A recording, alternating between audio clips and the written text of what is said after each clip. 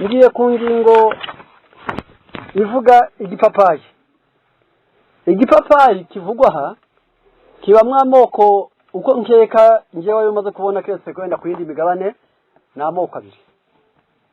Hari agatoya cyane kabaho timuka gasuzugure icyo akora bakeneye umuhore wacyo kuruta imbuto, naho kiriya kinini gikenerwa imbuto n'imihore, ubwo bikaba bitandukanye. Kariya gato iyo ukokeje kari kanetse ugakamura amazi yako ukayaha umwana watumye ntacyo amutwara, ubwo bivuga impinga zawe ndizitumba zabuze fere, yarangiza ukakayiha akana karitumba. Abo gapapayi nicyo kamaze kanini. Kiriya kinini cyo rero active le processus digestif, nabyo biri mu bintu bikoresha ibyo bavuze ngo ni processus digestif. No mu kanwa habamwe imvubura z'amacandwe, mu muhogo habamwe imvubura zituma ibyo kurya bitemba neza ntibikunike, mu gifu habamwe indurwe, mu maramato na manini habamwe indurwe, mu rwagashya habamwe indurwe zabigenewe, umwijima zibamo.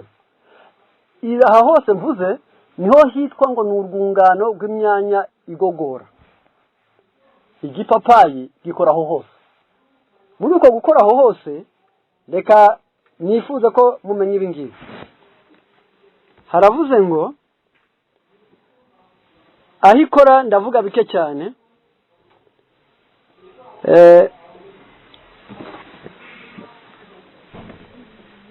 Affection de l'estomac. Igipapayi gikora ku banyabifu. Hagize icyo bita acidite gastrique, igihe hari indurwe nyinshi zabaye mu gifu.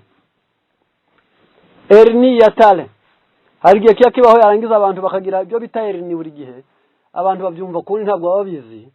Aravuze ngo ni déplacement d'un organe vers une autre, n'urugingo ruva mu mwanya waryo rukajya mu wundi mwanya.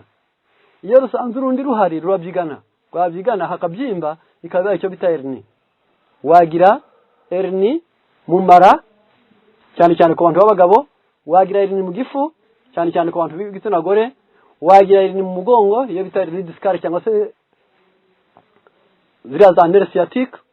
N'urugingo ruba ruvuye mu mwanya wabyo. Igipapayi kigufasha ko utarwara icyo gihe gituma nko mu mukondo hazamuka, cyangwa ngo mu gifu hamanuke umukondo turumbuke, cyangwa ngo mu mukondo hazamuke ubyimbe hejuru y'umukondo usange haturumbutse hamwe nk'ikibyimba. Iyo bita hernie yarangiza byo kugufasha. Igipapayi gifite inshingano aho ngaho. Pyrosis. Iki bita pyrosis ni ikirunguriro, ni imvugo ikunda kugorana. Igihe cyose sora amazi asharira, iki gipapayi kibereho kuvura iyo myanya inoze ibyo kurya kugira ngo umererwe neza.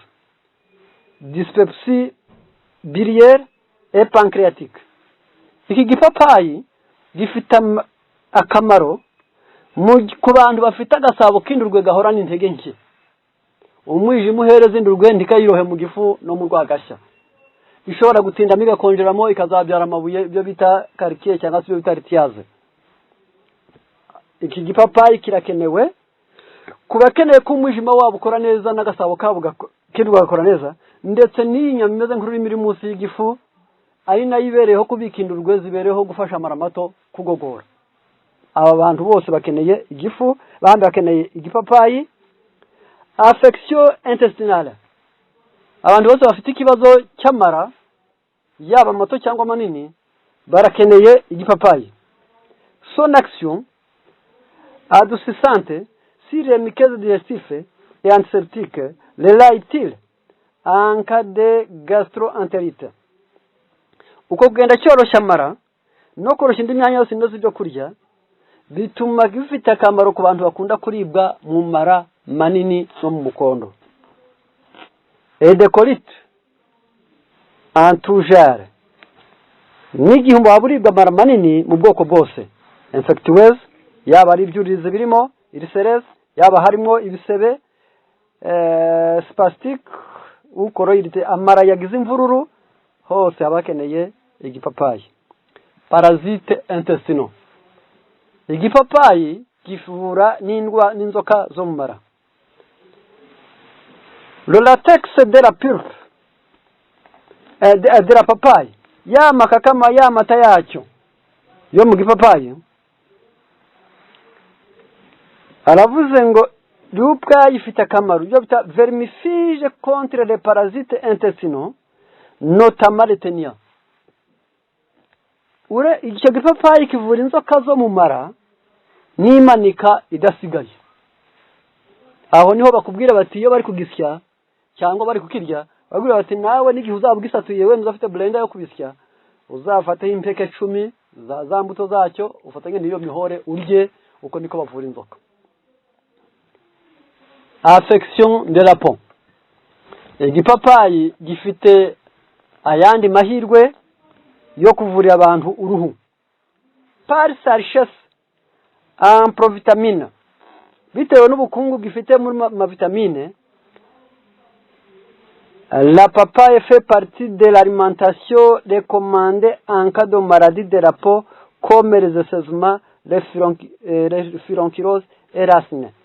Igipapayi kirakenewe ku bakunda kurwara indwara z'uruhu, yaba ibibyimba, yaba ibihushi, yaba n'ubugora. Kirakenewe kuribwa muri ibyo bintu ngo bifashe aba bantu. Icyo twari tugendereye kandi tuba tugamije ni ukugira ngo abantu mu buzima bwabo bajye bamenya kwirengera bo ubwabo kandi bifashe, kuko ubw'Imana yashyizeho ibyo yaremye igashyiraho n'ijambo ryayo, dukwiriye kugira ubwenge tukamenya kumvira iryo jambo n'inama zayo zose, amahirwe Imana ageneye mu cyose tukabonera muri ubu buzima no muri iyi si. Ku musozo tukazagororerwa yuko twumviye, maze ingororano y'abumvira ikazaba kubona ubugingo buhoraho. Niyo mpamvu mu migani 8 bwenge ari we Yesu yaravuze ati unkunze wese abakunze ubugingo, ariko unyanze wese abakunze urupfu. Reka twe kujya kure cyane, twashaka kureba hariya gusa turebye concombre. Muzayikoreshe mukoze salade yayo cyangwa se muyivanze n'izindi bwoko bw'imboga, ariko imibiri yanyu izanterwa neza. Inanasi irahari nayo muzayikoreshe. Sa n'uwiyumanganije, maze ufate inanasi, ufate niyo cyangwa ipapayi, ufate n'ironji, maze yarangiza ubisike hamwe, uwo mutobe urebe ukuntu amaraso azamuka, akazamuka afite na vitamine C, yarangiza muri wowe ya B ya 6 uyifite, ya B ya mbere uyifite, maze ukabona umuntu utari uzi kwiyobora azi kwiyobora, ukabona uwatumbaga nta gitumba, ukabona kwikanga ibyo bintu by'amakansere nta bihari. Yarangiza ubuzima bwa none Imana iduha imyumvire myiza, kandi buri wese amenye ibimukwiriye. Cyo dusaba n'Imana kubidushoboza. Burya icyiza nubwo wakimenya udafite ubuntu bw'Imana ntabwo wabishobora. Nikibe wamaze gusobanukirwa udafite ubuntu bw'Imana ntashobora kugitsinda. Ukeneye Yesu hafi yawe, ugakenera umwuka wera wo kugushoboza, abamarika bagufasha kubishyira mu bikorwa, ubuntu bw'Imana bidushoboze mu izina rya Yesu. Wirinda nyakuri kuzigi